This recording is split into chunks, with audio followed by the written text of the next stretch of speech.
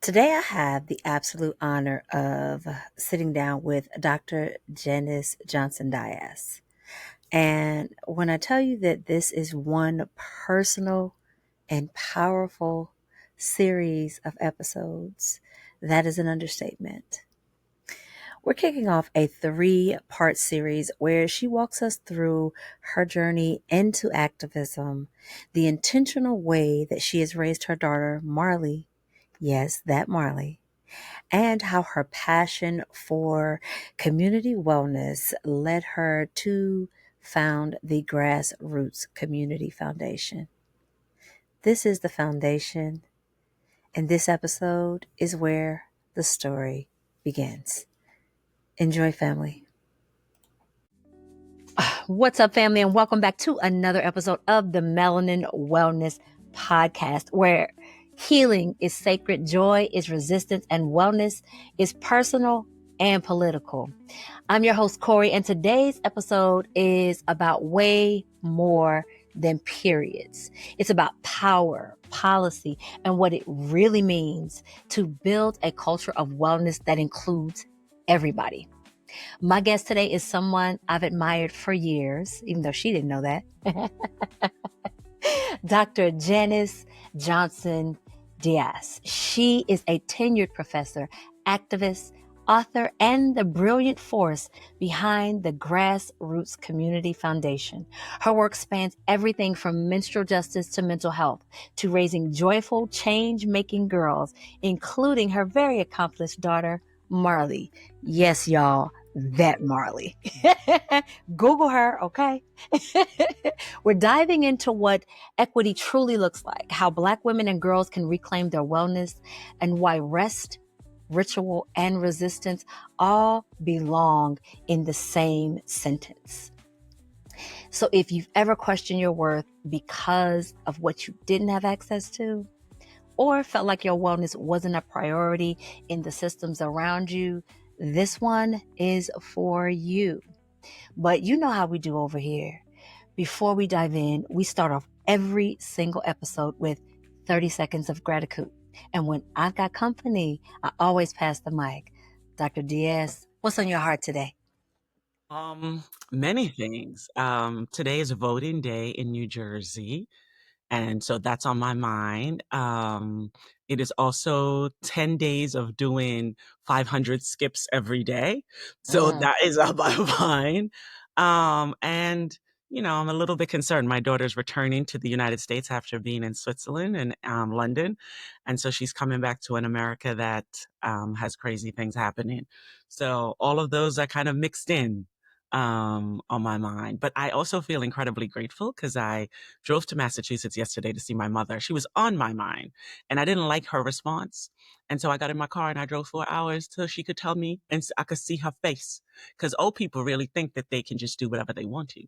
And so she said, I'm going to come for butter up. And so I went to see her. And so my spirit is better having seen her. And I spent 3 hours sitting with her and came right back.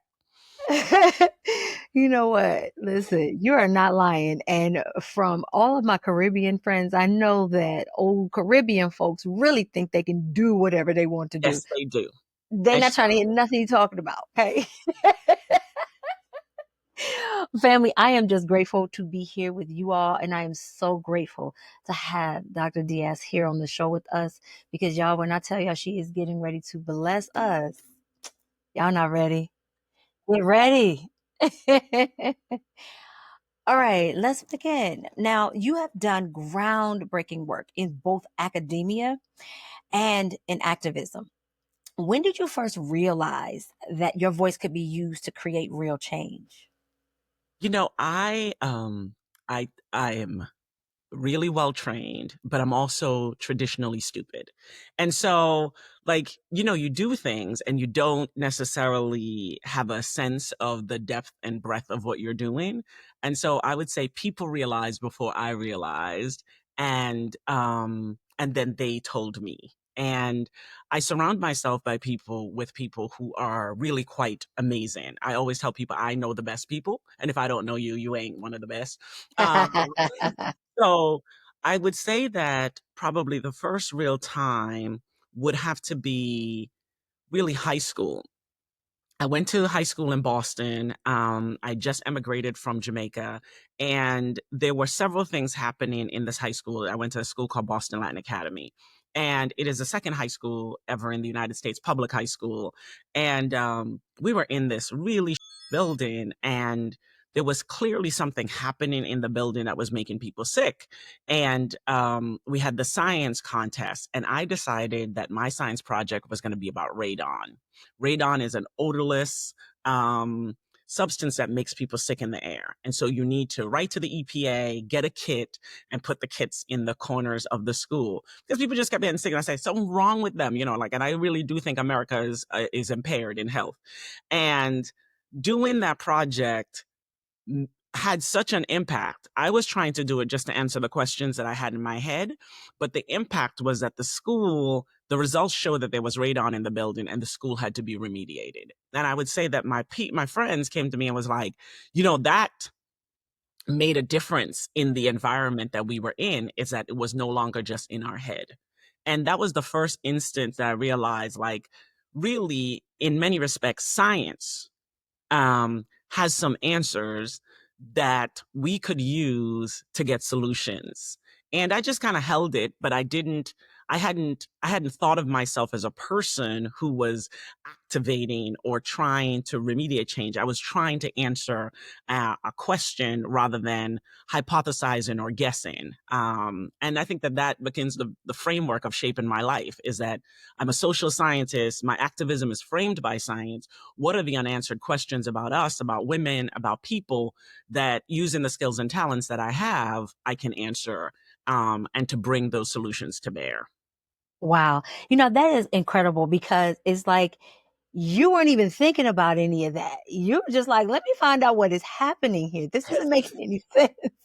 And I like, when I read stories about the greats, that is often how they come into, said discovery, or their own power, or discover their voices, is that that's not what I was trying to do. That's I not was what I just, said. That's why I'm always like, we've got to foster curiosity in people. Like, I am a curious person, right? And even, when I think about, people sometimes ask me in my academic research, I used to do a lot of research on like risky sex behavior, exercise, etc. And that really comes from like street kind of conversation. You're sitting with your friends and you're curious about certain things. Like, one of my favorite sets of research is about sexual capital, right? And how that becomes, like, that's not how the conversation started. We were all sitting around and we were really curious about the difference between a fat white girl and a fat black girl, right? And who Mhm, their sexual mhm. partners are. Yeah, And, I'm a social scientist. And I was like, I wonder what the real deal was between fat white girls and fat black girls in terms of their sexual mates. And so this scholar, Tamara Alish, brought the study that she was doing. And it turns out that, like, black girls, because their sexual partners of choice are black boys, right? Black boys they are far more equitable in their choices of bodies. The bodies can be big, they can be small, they can have certain shapes. But white boys are less selective. So white girls are more likely engage into risky sex behavior, as measured by the number of partners, whether or not they have anal sex, the age difference. And so their sexual capital is lower when they are heavy. Where for black girls, our sexual capital is even. A skinny girl can get it, a fat girl can get it, anybody can get it. But right. in a white girl, right, their capital is low. So I always think about, like, the shit that we think about that we're just sitting around the table doing, I just bring to the science sphere. I was like, we curious about some stuff. And, to take the movie Taken, I have a particular set of skills. And so I just want to bring those skills to bear so that we have the answer. And the answer is, equity exists in Black communities around sexual capital that doesn't exist in white communities around sexual Listen, we just veered off into a whole nother conversation, because that is not what we were talking about. capital. But I love I want people to understand that science can help us. It can help it. us answer every one of the questions that we have out here, and we should encourage our kids to be curious and then investigate these answers. And so that's Yes. how I come to almost everything. I love that. I love that thought, because, like, if you think about it in so many ways, it's like, okay, so we can really figure out the answer to, like, almost any question. We And can. I remember being in school going, when am I ever going to need this? Well, you just showed me when. You always gonna need it. If you're curious, you always gonna need it. Oh my goodness. Now, you specialize in urban and political sociology. Yes. How has your academic background helped to shape the way that you approach the grassroots activism? Well, that's exactly it's a perfect transition from that. So, like, I am sitting around, and in 2010, I get awarded a congressional honor for some work I do around Black girls, criminal justice engagement, et cetera, in New York. I've been doing that work in Memphis and in other places. And Michelle Obama comes to the fore, right? Like, she becomes Michelle Obama. The weave is in, the makeup is better, right? All of these things are happening. And I pay a lot of attention to Black women who are tall. I'm 5'10", so like Venus and Serena Williams, Michelle Obama, Ali, because I don't think it make no sense for me to try to emulate anybody who is a munchkin, right? Right? So Michelle Obama comes to the fore, and she comes out and she's on Ellen. She's got her great arms. I work out a lot, and people try to draw parallels. That's always what happens. And so I pay attention to Michelle Obama only to find out she's interested in childhood obesity. And she then launched the Let's Move campaign. Mm-hmm. And this campaign, I think, has a lot of beautifulness about it, right? Childhood obesity, a lot of people don't know. My areas of research is in this domain around Black women and their children. And she says several things on the national stage that people really love, and I think is. And so I'm screaming at the TV every day, every time she comes on, right? And my friends are like, really, ma'am? Stop. Right. And because I love that the issue is present. And I also think the issue is missing a bunch of things. One of the major things that was missing is that Michelle Obama is, at that time, she was the first lady of the entire United States, 334 million people, 13% of who's Black, and 50% of whom are women. And I felt like the whole conversation never touched the issue of girls. At Mm, the time, 72% of Black and brown women were overweight or obese. And a group of girls between 8 and 13 had the fastest growing rate of obesity. And those girls happen to be Black and brown, and they happen to be poor. And they just never entered her conversation as a footnote or as anything else. And I thought that that was deeply unjust. The science told her that she has access to the smartest people, right. right? And so yet this didn't come up. The other piece that didn't come up is that she was promoting a lot of urban gardening, right? And no disrespect, really, who's gonna get all their meats from urban gardening? So that I was like, stop it, right? Like, we're Right. in the Northeast. We can't grow Right. enough food for that to happen. Then the third thing that she said that had me yelling was she did a campaign and that where people were to run up the stairs inside their house. And I was like, have you been to the hood? Right? Like, one, the space doesn't afford for it, and who has stairs on the inside? So her privilege was showing. And Right. everyone's, you need to calm down, right? Like, every day. I'm like, did you see the And so as a scientist, I was like, she is missing key scientific pieces of information. So my friends, especially Dr. Melody Goodman, said to me, you really need to stop yelling at the TV, and you just need to fill the gaps that she has missing. And Grassroots was formed singularly to miss every gap that we thought Michelle Obama missed. Wow. We thought that she missed the conversation about the relationship between mental health and obesity. We thought Mm-hmm. that she missed the need to consider poverty. We thought that she missed the idea that the Black and brown women weren't just fat because they were lazy, but rather they were exposed to a set of structural factors.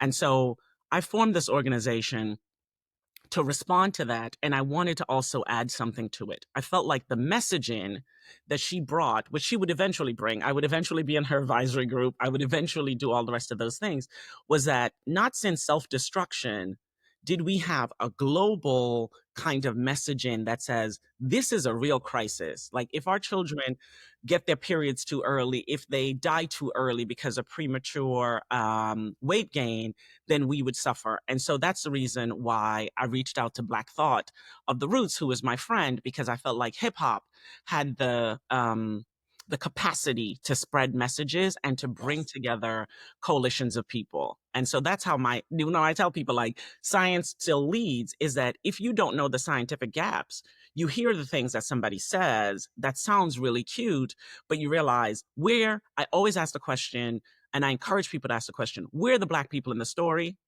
Right? Mhm. And where is racism in the story? And Right. when you do that, you'll quickly find out that Black women and girls are often missing from narratives. And a part of my charge as a person who was young, is that I try to bring us there. And I try to use scientific facts so people see that they did not include us in the story. Right, right. And not just feeling an emotion, because oftentimes when we are having these conversations, people are using feelings and emotions. And instead of, like you said, the scientific facts, we have to address when you start talking about obesity in the Black community, you have to start talking about the fact that most Black communities are in food deserts. Yes. They're in food deserts. So that's going to automatically predispose them to those levels of obesity, because they don't have anywhere else to go to get those good foods that are in those urban gardens. And again, like you said, if you're talking about in the hood, there's not going to be enough, especially if you don't have a space such as a community garden where you have people, and it can't just be one person. It has to be a community effort. You got to come in with those seed donations and those soil donations and people to actually work the garden. Like there's so much to it. Like I talked about this like 2 or 3 seasons ago with a guest who was a part of the Black Panther movement as a young girl.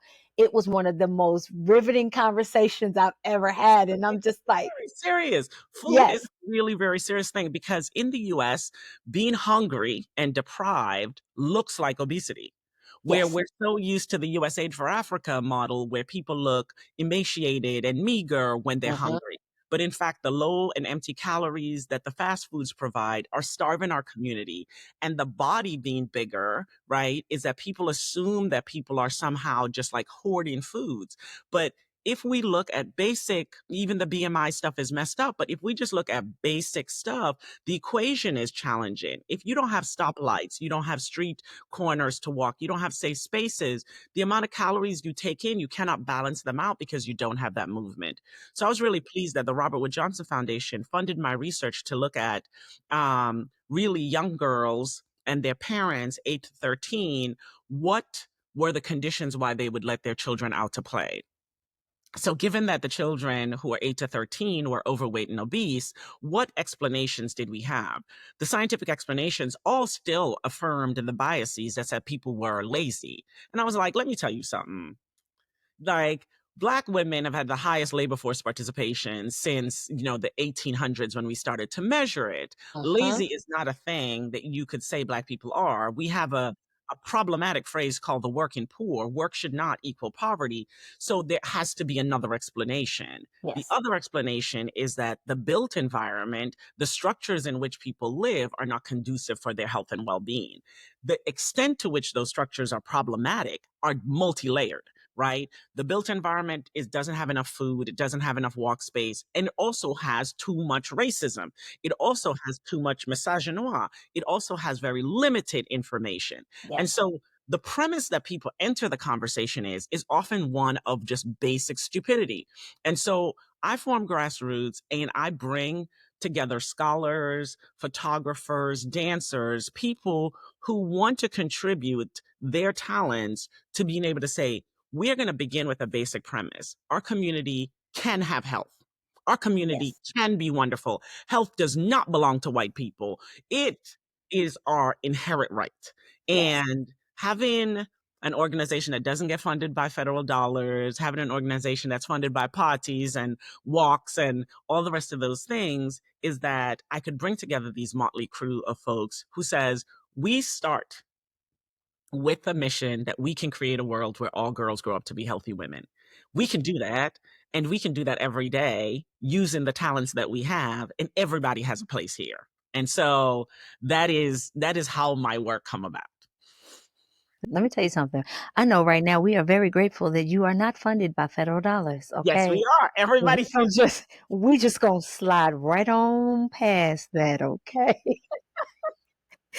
Okay, so now you are not only raising an amazing daughter, you are raising a change maker. I'm telling you, y'all better Google her. Quit playing with it.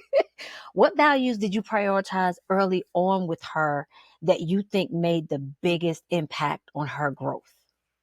I think that I'm not sure one, but there are two big things that I say is that you have to eat and you have to go sleep. And I think that for years people thought it was the book reading or the this, that, and the other, but it really is for me. Really, I was serious about sleep for my child. I still am. And at 20, she knows that for me, I think sleep is essential and you need a sleep routine. You need to prioritize sleep. And also, your body it needs the right fuel. It needs the right fuel for your mental health, right? My child suffers from anxiety. It needs the right fuel for just being able to move forward. And if you fuck with these two things, it does not matter what the other things are. And so your nighttime determines your tomorrow. And so you have to do what you have to do what you want to. These things are not complicated. I do not care about many other things, but you cannot change the world if you're not here tomorrow. And the vessel that you're in requires some basic fundamental things. Eat your food, guard your bed. And so to me, to me, these to me are fundamental practices. Now listen, y'all. Now that is a true watering of the garden because that was so simplistic. Because I really do feel that people think that there are these grandiose things that you're doing when you're raising, amazing children. And it's like, it ain't nothing amazing. It's just some basic stuff. Like, Right? You cannot have a change maker. I mean, and just to like for the people who are listening, just to talk to you about why this was so serious for me. I've lived as, a known kind of activist I'm 53 for probably 25 or more years, right? Where I've been doing stuff in a concerted way to make changes, right? And I look at the activists that we've had, right? The Martins, the Malcolms, the Ellas, um, and each of them have a real presenting chronic disorder. And some were killed, but some died prematurely from these chronic disorders. And those chronic disorders are related to how they chose to live. The Black community is happy to celebrate and praise our leaders, but many are suffering from hypertension, diabetes, mental health challenges, etc. And to me, my daughter, given who I was already going to be exposed to some form of change making, however she did it. And I have a foundation that is about change making, but really we need healthy leadership. We need new models, right? We need people who can be here. And a seminal conversation shaped me, a conversation between Nikki Giovanni and Angela Davis, which was organized by an organization called Girl Trek. That doesn't work with girls, but they have that name. And Angela Davis was talking about all the years and all of the racism that she's experienced and how angry it was making her. And at some point, she had to give that up and she became a yogi. She started going on walks, all the rest of those things. Nikki Giovanni, on the other hand, was like, I'm going to hold this hate, all these people, right? And she had had multiple recurring cancer bouts. And Angela said to her in that conversation, some of these things we've got to let go if we want to be here. And, Nikki has since passed. certainly attributed to many things. It's epigenetic, all the rest of those things. But I think about all the leaders that we have today and we've had, how many were truly well? And I pride myself on being an example for not just my daughter or the girls around me, but for showing people, right, that wellness is multifaceted, right? We say there are 8 dimensions of wellness, and that if you don't get the fabric or what we would call the foundation, the stakes of wellness right, then change making is for naught. Because if you're not here, then you cannot contribute. And so every day, especially in the growing suicide crises that we have in the United States, I encourage my daughter in a very basic way, be here for the fight. But first, you pour into yourself, and then you can be for the fight. But you cannot start with the fight first. Your aliveness is foundational for this journey. And your aliveness with zest is even better for the journey. And so that's how you get a change maker. But caregivers themselves have to realize that they need to model that. If you want a change making girl, change making boy, change making person, then you have to attend to who you are. So me eat my food, I'm gonna go to bed myself. And so that she can see that this is how you live. Well said. And that was just part one. Just, can you see why I had to make this a series? So in part two, Dr. Janice and I dive into a topic that doesn't get nearly enough airtime, and that is period equity. Trust me, it is about way more than just sanitary napkins and tampons. It's about power, policy, and access. So make sure you are subscribed by clicking that subscribe button if you are listening to this over on our YouTube. Subscribe and turn on those notification bells to make sure that you don't miss the next episode. And for those listening over the airwaves, definitely make sure that you are subscribed to the show, because you don't want to miss this next one, because it's definitely a necessary one. I'll see you guys in the next episode.